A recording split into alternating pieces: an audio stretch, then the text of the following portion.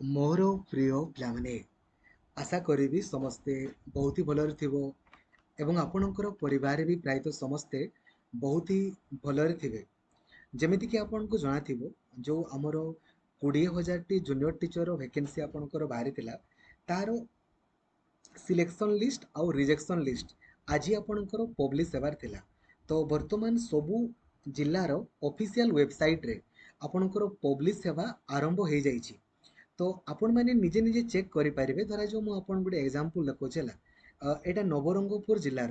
ତ ଆପଣ ସିମ୍ପଲି ନବରଙ୍ଗପୁର ଯେ ସବୁ ଜିଲ୍ଲାର ନିଜ ନିଜ ଜିଲ୍ଲାକୁ ଆପଣମାନେ ଜିଲ୍ଲାର ନାଁକୁ ସର୍ଚ୍ଚ କରିବେ, ସେ ଅଫିସିଆଲ ୱେବସାଇଟ୍କୁ ଯିବେ, ନହେଲେ ଓଡ଼ିଶାର ସବୁଠାରୁ ବଡ଼ ଟେଲିଗ୍ରାମ ଗ୍ରୁପ୍ ରହିଛି ଆମର, ଓଡ଼ିଶା ଟିଚର ଆସୋସିଏସନ୍, ଯେଉଁ ଗ୍ରୁପ୍ରେ 1,96,000ରୁ ଅଧିକ ପିଲା ଅଛନ୍ତି। ସେଇ ଗ୍ରୁପ୍ରେ ଆପଣ ଜଏନ୍ ହେବେ। ଯଦି ଆପଣ ହ୍ୱାଟ୍ସଅପ୍ ୟୁଜ୍ କରୁଛନ୍ତି ନା, 8895154969, ଖାଲି ଏଇ ନମ୍ବରରେ ହାଇ ଲେଖିଦେବେ, ଆପଣଙ୍କୁ ହ୍ୱାଟ୍ସଅପ୍ ଗ୍ରୁପ୍, ଟେଲିଗ୍ରାମ ଗ୍ରୁପ୍ ତଥା ମୋତେ ପର୍ସନାଲି ମେସେଜ କରିବାର ଲିଙ୍କ୍ ମଧ୍ୟ ମିଳିଯିବ। ତ ଆପଣମାନେ ନିଜେ ନିଜେ ଏଥିରେ ଚେକ୍ କରିପାରିବେ। ଯାହା ନୂଆ ଜିନିଷ କିଛି ନାହିଁ ହେଲା, ସେଇ ଯେଉଁ ପୂର୍ବରୁ ଥିଲା ସେଇ ଜିନିଷ ଗୁଡ଼ା ହିଁ ଆପଣଙ୍କ ରହିଛି। ଠିକ୍ ଅଛି।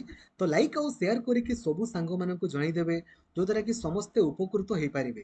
ଏହା ସମ୍ପର୍କରେ ତ କହିବି, ତା ପୂର୍ବରୁ ଆଗ ମୁଁ ଆପଣଙ୍କୁ କହିବା ପାଇଁ ଚାହିଁବି। ଦେଖନ୍ତୁ, ଯେମିତି ଆପଣ ଜାଣିଥିବେ, ଜୁଲାଇରୁ ଆପଣଙ୍କର ଏଇ ଯେଉଁ ଅଗଷ୍ଟ ମଧ୍ୟରେ NTPC ହେଲା, ରେଲୱେର ସବୁଠାରୁ ମାନେ ମାନେ ବେଷ୍ଟ ପଦବୀ ଯାହାକୁ ଆମେ କହୁ, NTPC ଆପଣଙ୍କର ଯେଉଁ ପଦବୀ ନନ୍ ଟେକ୍ନିକାଲ ପପୁଲାର କ୍ୟାଟେଗୋରୀ ହେଲା, ସର୍ବମୋଟ 10,884 ଗୋଟିଏ ଆପଣଙ୍କର ରେଲୱେର ଭ୍ୟାକେନ୍ସି ଆପଣଙ୍କର ଆସିଛି।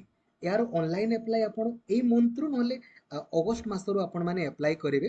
କ୍ୱାଲିଫିକେସନ୍ ଖାଲି +2 ପାସ୍ ଆପଣମାନେ କରିଥିଲେ, এই ଯେଉଁ ଜୁନିୟର ଆକାଉଣ୍ଟାଣ୍ଟ ବଗେରା ଆପଣଙ୍କର +2 ପାସ୍ କରିପାରିବେ।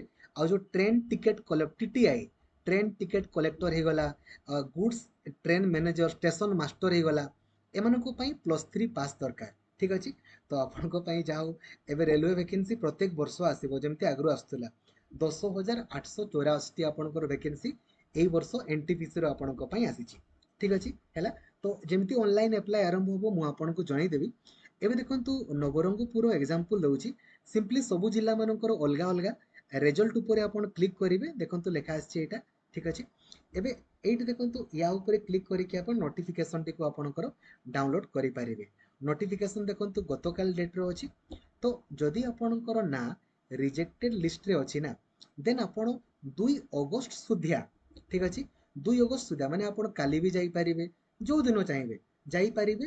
କୋଉଠି ଯିବେ ନା, ଲେଖା ହେଇଥିବ କୋଉଠିକୁ ଆପଣ ଯିବେ, ଆଉ ଯାଇକି ଆପଣମାନେ ଡକୁମେଣ୍ଟ ଗୁଡ଼ା ଆପଣଙ୍କର ସବମିଟ୍ କରିବେ। ତ ଆପଣଙ୍କର ନାଁ ବି ଆସିଯିବ ହେଲା।